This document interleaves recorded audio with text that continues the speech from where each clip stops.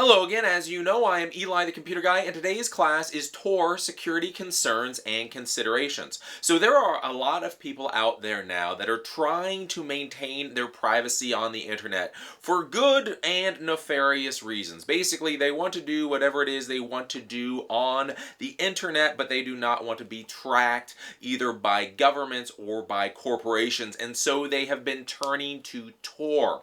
Basically, at the end of the day, what TOR is it is a mesh of proxy servers. So what happens is your computer connects into the TOR network, and then any traffic you send out to the internet gets bounced through 3 relays or nodes before it goes out to the internet. So it goes from your computer to somebody else's computer to another person's computer to another person's computer, and then out to the internet to CNN.com, Google.com, Jazeera.com, whatever. So a lot of people think that this is a very safe and secure way of going out and exploring the internet. And the reality is, just like everything, TOR is simply a tool that can be manipulated and compromised just like any other technology tool. So when you are using something like TOR, you have to realize that it can be compromised and that you may need to use multiple layers of security in order to make sure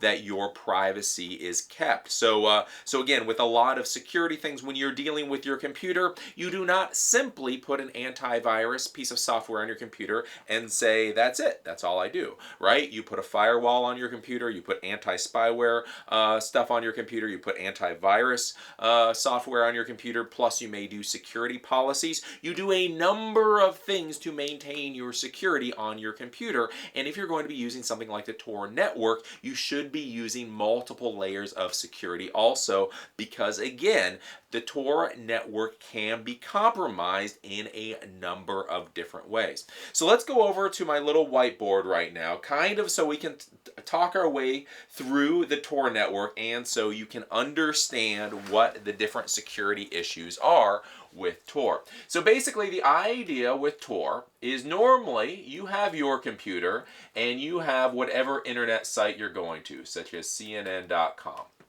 So what normally happens, the way we think about it, is your computer connects to the internet cloud and basically goes directly to CNN.com. When this link happens, that means CNN.com or anybody monitoring this connection can see where the traffic is coming from. They can go, oh, this is 208.55.66.4. They can look up that information and then they can find out who you are. So when you're just serving the web, normally all of this information can be tracked. So the idea with the TOR network is that you're going to bounce that traffic through 3 other computers on the internet. And when we're looking at the globe, these 3 other computers may be in many different geographic places. One might be in the US, one might be in Europe, one might be in Africa. So basically, when your computer goes to connect to CNN.com, it'll bounce through a computer in the US, then it'll bounce through a computer in Africa, then it'll bounce through a computer up in Europe, and then it will go to CNN.com.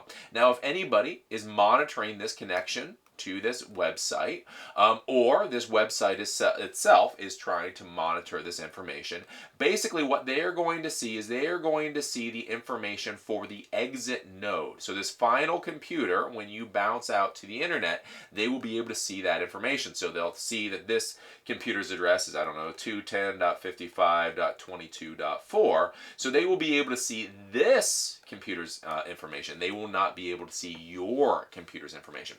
So this is why people think that the TOR network maintains your privacy and anonymity. But as with all things, there can be problems with this.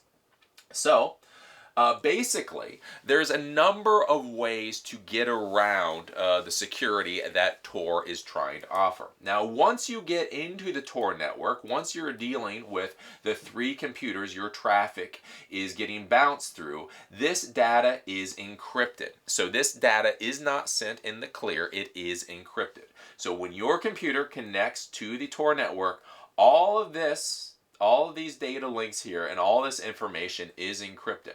Now, The issue is that people don't think about is when you bounce out from the Tor network and you're going to go to something like CNN.com, this final link itself is not encrypted by default. So if you're trying to navigate a website in a country where they monitor your internet traffic, whether it be China or apparently the United States, basically all this data being sent right here, if you do not use another layer of security, can be read. Passwords can be grabbed, email information can be read. Anything getting passed in this final link to whatever website you are going to, that can be read because it is in the clear. Now, one of the ways that you can prevent this is by using something like VPN. So if you can use a virtual private network all the way to the final endpoint that you're getting to, that might secure it. But basically, the thing that you have to realize when you're using the Tor network is while you are within the Tor network, your traffic is encrypted. But as soon as you go out of the Tor network, your traffic is not encrypted by default, and anybody that can just sit here between the exit node and wherever you're going can read literally all of the things that you are doing on your computer or on the internet. So that is the first one of the problems that we have with the Tor network. The next problem we have with the Tor network is your computer itself. So everybody's thinking like, Eli, I'm using so much security. I understand security. So I'm bouncing through this Tor network and all this information is encrypted, and then I'm using SSL or VPN or something, so this final link is encrypted. I am encrypted end to end. Well, one of the things many people don't think about is what happens if your computer is infected with spyware, malware, or a keylogger. Basically, that information can be collected immediately as you type it into your computer, and it can be sent out a different way. So basically, instead of somebody trying to capture the information from your data stream, they can just go and they can grab the information literally as you type it into the computer. So one of the issues with Tor that you have to worry about is security, spyware, and malware on your system. Now, a lot of the Americans out there are going to be like, well, Eli, I use Norton, and Eli, I use Kaspersky, and I know my computers are secure. Well, being that my fan base is, a global fan base, some of you guys I know for a fact are in Syria and Iraq and all those kind of wacky ass fun places. The issue is that a lot of places in the world, you guys are using a cyber cafe. So basically you go to a place where they have 10 computers and you rent the computer by the hour. Now again, as I talk about, if I was in charge of a super secret intelligence agency, you can bet the first thing that I would do is I would go to every single cyber cafe in my country and infect every single computer in those cyber cafes with keyloggers and spyware. So the one thing, again, like I say, I know I have fans in the Middle East right now, and you guys are going through all kinds of fun. If you are going to cyber cafes, realize once you connect to the Tor network, this may technically be secure, but when you're typing all of that information into your computer, the intelligence agencies in your neck of the wood may be grabbing that information literally before it even gets passed to the network. So that's one of the problems that you're going to be having with the Tor network. Now, beyond that, one of the things that people don't think about is that hackers are not just quote-unquote bad people or anti-government people. A lot of times hackers are in fact government types themselves. So one of the things that happens is sometimes the servers that you are trying to connect to actually get infected with viruses that that government agencies have created to specifically find out who's on things like the Tor network. So you're going through and you go through your internet connection, you connect to a server that has been compromised. That server itself can try to read information off of your computer, much the same way that if you go to a bad porn site or a bad torrent site, that they will try to compromise your computer and do kinds of things of that sort. So one of the things that you have to think about whenever you're using Tor is, again, how much do you trust the computer that you are connecting to on the other side? This was just proved, the FBI did some nifty neato things where they were able to compromise some Tor servers, and that caused all kinds of problems for people trying to do lots of kiddie porn. So this is something that you should be thinking about. So a question that you're probably having, like, well, Eli, then what can we do to protect ourselves on Tor? So if we're going to be using Tor, and Tor is a tool, what are the things that we can do to protect ourselves while using Tor? Because it's very important that you understand Tor isn't just like this one thing that protects you. You have to be thinking about all these other security precautions when you're going to be using Tor. Now, the first thing that you should do if you're going to be using Tor is that you should use the Tor browser. So the guys who come up with Tor, the nonprofit organization, not only do they have the Tor network, but they came up with something called the Tor browser. Why it's very important to use the Tor browser is because these servers can try to trick normal web browsers into providing confidential information. So basically, through things like Flash, through things like JavaScript, through QuickTime plugins, through all the kinds of plugins that you have installed in Google Chrome or Firefox or Internet Explorer that you don't think anything about. They are there, and they are so seamless you don't even realize that they are separate from the web browser. All of those things can give away information about you and compromise your systems. So whenever you're going to be using the Tor network, use the Tor browser. This is a version of Firefox that has been customized to try to maintain your anonymity whenever you're out on the internet and doing things. The other thing with using the Tor browser is on the Tor fact sheet. They explain, you should read that, so they have a security thing that you should read there. But make sure not to use multiple pieces of networking software while you are using Tor. So when you connect to the Tor network, use the Tor browser, and then that's it.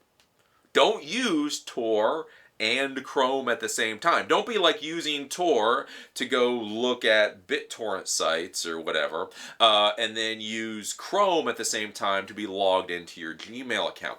The way networking works is sometimes the servers that you're connecting to can try to trick other pieces of networked software on your computer that are currently open to try to connect to it, not using the Tor network. So basically right now you're connected to the server using Tor. That server can send a request, and then if you have something like Google Chrome open, Google Chrome that is not currently using the Tor network may be able to connect to that server using your normal internet connection, and then all of your security is compromised. So that is a bad thing. So when you're going to be using Tor, use just the Tor browser. And that's it, essentially. If you download software or anything from any of the sites you go to with Tor, the first thing, as always, just be careful you're not downloading malware or spyware or viruses or any of that kind of stuff. Again, as I say, when you're dealing with the hacking community, the first thing you learn about the hacking community is hackers really love to hack hackers. I don't know, everybody thinks like, all hackers are in it together and they're very gentlemanly with themselves, and then they hack everybody else. Let me tell you, real hackers hack the hell out of other hackers. It's just kind of what they do. So when you're going to be using something like Tor and you're going to go to hidden services and deep web websites and all that kind of crap, just realize those sites, all of that may be being run by hackers who are more than happy to hack the hell out of your computer. So anything you download and install on your computer, make sure it's coming from a trusted source, or at least a source you trust.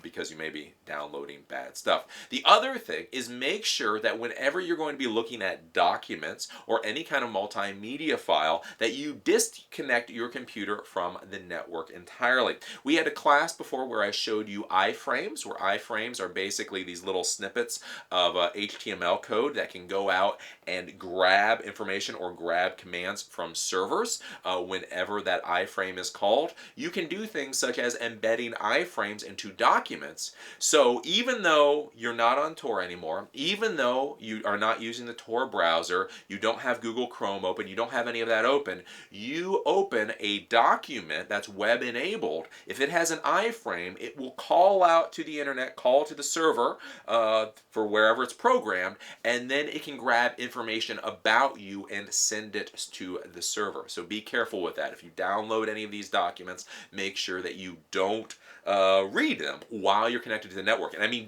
not connected to the network, as in pull the network cable, disable your NIC card. That is what I'm talking about. I'm not saying don't have Outlook open. I'm not saying don't have Google Chrome or Firefox open. I am saying literally pull the cable out of the back of your computer if you are going to be reading any documents that you find going while you're on the deep web. The final thing is, with Tor, you can use more network pieces of software, networking type software, other than the Tor browser, web browsers. You can use things like FTP, and you can even use, I've been told, BitTorrent. Basically, using something called SOCKS, SOCKS. If it is SOCKS compliant, you can actually use that piece of software using the Tor network. Just be careful, because if you're going to be using things like FileZilla, FTP, BitTorrent, any of that, you have to make sure you configure it perfectly, right? You know, as we've talked about in the past, if you miss a checkbox, if you miss some stupid little thing when you're configuring a server or any piece of software, whatever you're doing may not work. Right. Well, the issue is, if you're using Tor to maintain your privacy, anonymity, and you're off in a place where they'll break down the door and beat you in the head with the stock of their gun, if you make a mistake and the checkbox is not checked properly, that mistake may be very, very costly to you. So do realize that with Tor, any SOCKS compliant software can use Tor to route network information, but make sure you configure it perfectly. Now, the final thing that I'm going to talk about with the Tor security concerns and considerations is one of the problems that I see whenever I see that my fan base talking, or the hackers talking, is that for some reason they have a very small view of how the real world works. When they think about the government, when they think about how they're going to circumvent systems, they don't quite think big enough about how the real world actually works and how much money and resources that they are up against. So the one thing, as I've talked about with the Tor network, the biggest, the most massive weakness in the Tor network is the final leg of network traffic from the exit node to whatever website that you're going to, right? That's the weak point, because anything coming out of that exit node, if there's any kind of man-in-the-middle attack there, if there's any kind of logging attack there, all of that information can be grabbed and read.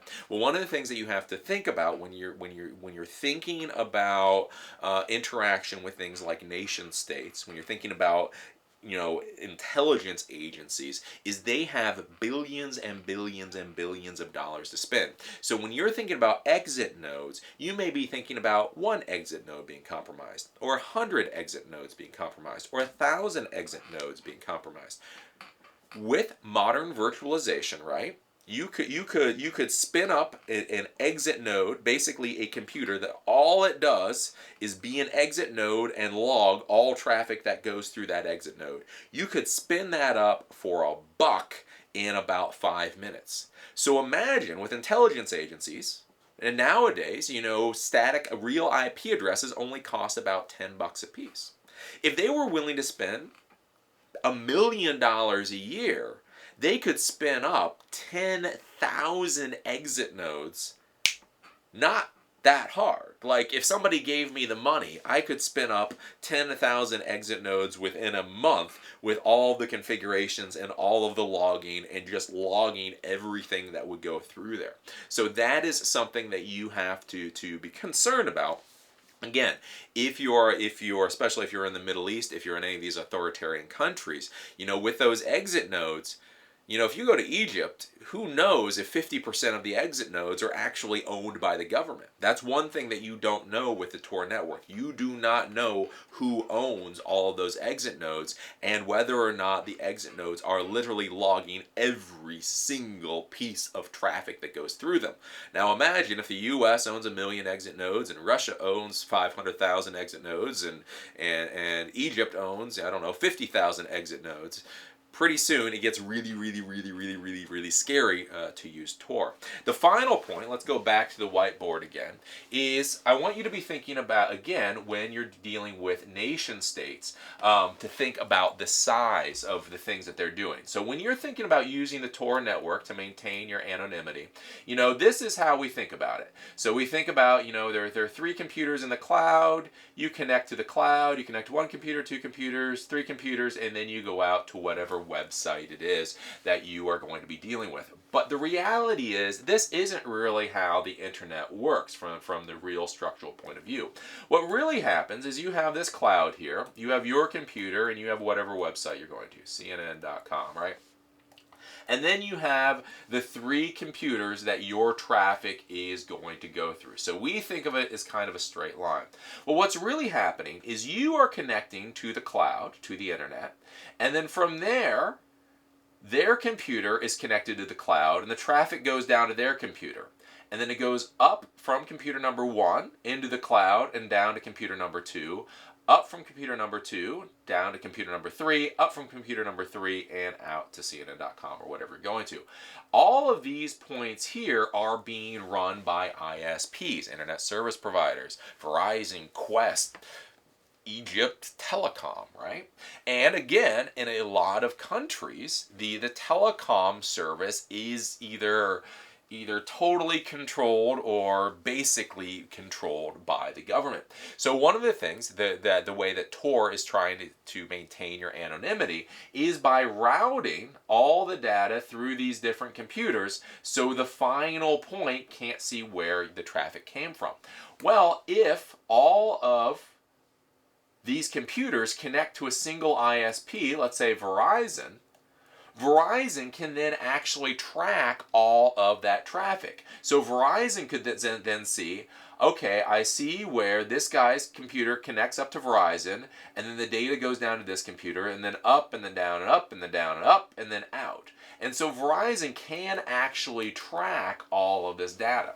Again, as with everything in security and hacking and all that, it depends on how many resources are involved, but this is eminently doable. Now, if you're dealing with something like NSA, right? NSA is trying to track all that data. Basically, you have your computer, you have wherever you're going to, and what can happen is you have these 3 computers in the middle, and we have the cloud. Well, let's say you go up and you connect to Verizon, and then it goes down, and basically this guy is using Quest, and then it goes up, and this guy's using Egypt Telecom, and then it goes down, and this guy's using, I don't know, French Telecom, and then it goes up, and then it goes out to CNN.com. Well, what the NSA is doing right now is important, is if they put little logging computers at each of these ISPs, and then send all of that data back to a main database server so that can be data mined. Basically, they can piece together this data transmission. They can see at this millisecond the traffic came from your computer up to Verizon, which went down to Quest, and at the next millisecond it went from this computer over to Egypt, and the next millisecond went from Egypt to France, and for the next millisecond, blah, blah, blah, blah, blah, and then all that information goes into their big servers so that they can mine it. Now, this is not an inexpensive solution. This is not something that they're going to be doing to absolutely everybody on the internet because it is difficult and it does take resources. But it is something that is eminently doable. So these are the considerations that you should be thinking about if you're going to be using Tor. This is one of the reasons, as I say, I don't give 2 craps about Tor because, yeah, I don't know. It's just a play school. I mean, like, yeah, I can't imagine why I would use Tor other than to paint a bullseye on my forehead because there are just so many issues with this particular technology and in order to use it properly. In order to use Tor so that it is truly secure and truly provides anonymity and privacy, you need to add so many other layers of security. I have to believe that there is just simply a better solution out there, really. That is my personal opinion of Tor. So if you're going to be using Tor, the things to worry about is remember that final exit node, that final link from the exit node to whatever site you're going to, that information is sent in the clear unless you do something else. All that information can be read. If your computer is infected with malware or spyware, or you go to a cyber cafe that has spyware, keyloggers, already installed, all of that information can be grabbed before it's even sent to the Tor network. The information that is sent in the Tor network, one of the things that you also need to be thinking about now is basically all the information that's sent from computer to computer in the Tor network can be logged and can be captured. Now, one of the things that people say is, yes, Eli, but all of that information is encrypted. If you have been following the everything with NSA leaks and all that, you will know that NSA is doing their darndest to not just break encryption, but trying to actually push out faulty encryption that they already know the problems with.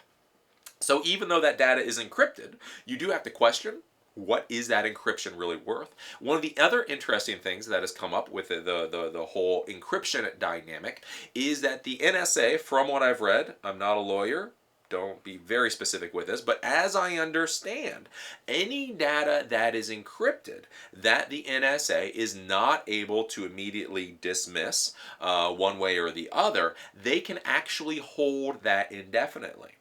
So when we're thinking about computers, we're thinking about technology, right? The iPhone that I have in my pocket is about as powerful as the computer that I had on my desk 12 years ago.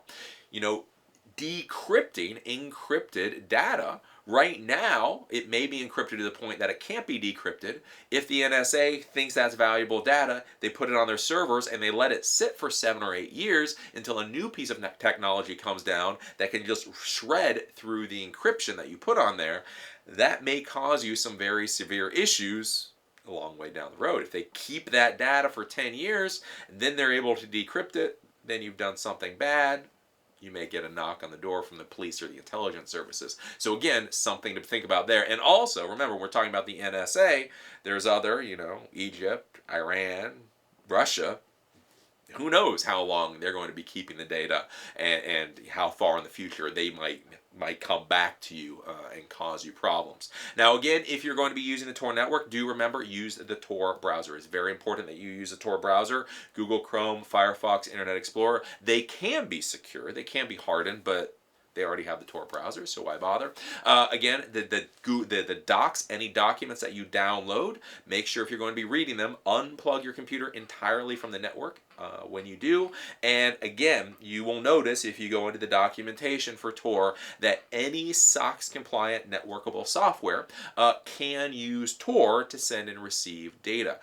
Just make sure that you configure that software absolutely and utterly perfectly, because if you don't want to be releasing information by mistake and not realize it. I would suggest if you're going to be using other software, FTP software, BitTorrent software, whatever, trying to use the Tor network, build your own server, connect to your own server from your client that you configured, and see if you are leaking data that way. I would do a trial run with your own servers to make sure that you're not leaking data that you don't realize. And again, with any of the servers that you're connecting to, if they are compromised, if they have malware on them, if they have viruses on them, if hackers have taken them over and are trying to grab information from you, again, the Tor network does not protect you from those kinds of attacks. So those are the things that you need to be thinking about when using Tor. I know a lot of my fan base is all like, Tor's awesome. And let me tell you again, if you have 1 ounce of respect for me, you don't have to have 2 ounces of respect for me. If you have 1 ounce of respect for me, just realize I would not use Tor. If I had a reason to use Tor, I would still not use Tor. There's gotta be better solutions. So, as you know, I am Eli the Computer Guy. Today's class was Tor Security Concerns and Considerations. As always, I enjoyed taping this class and I look forward to seeing you at the next one.